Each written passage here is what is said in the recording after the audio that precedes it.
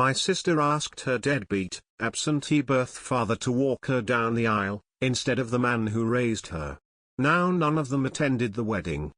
I, 16M, don't even know where to start with the shitstorm that was my sister's, Tiffany, 27F, half-sister actually, wedding this past weekend. I've got to give the background for any of this to make sense. So my mom, Cassidy, 51F, was married to this loser, Jeff, for like 5 years. He was my sister's dad. They got divorced when she was 3. He was in and out of her life until she was 7 when he just disappeared.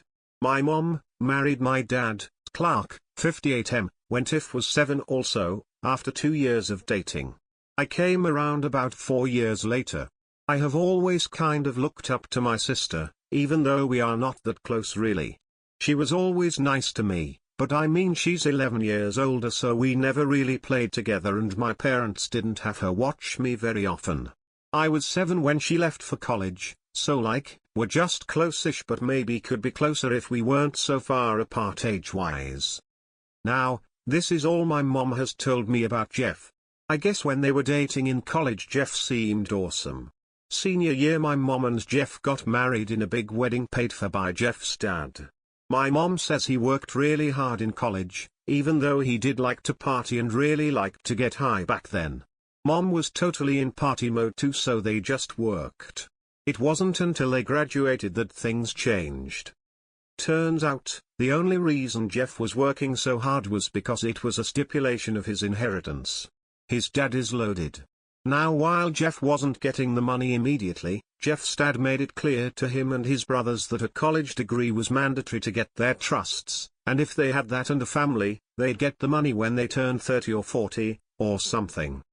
So Jeff had the college degree and was married to my mom. My mom said after college, he never really tried to get a job. My mom got a good one right away. Jeff bounced in and out of jobs but mostly just lived off my mom, smoked pot, and was determined to have a kid. A year in, my mom did get pregnant with Tiff. Mom said Jeff turned into pure worthless at this point. My mom got a good promotion at about this time too. She said it was good she did because even though Jeff was at home all the time he couldn't be trusted with Tiff on his own and she had to pay for daycare.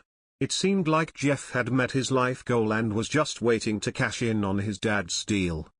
My mom said she tried pressing him to do anything, but he never would. At that point she had enough and divorced him. Over the next 4 years he was in and out of her life.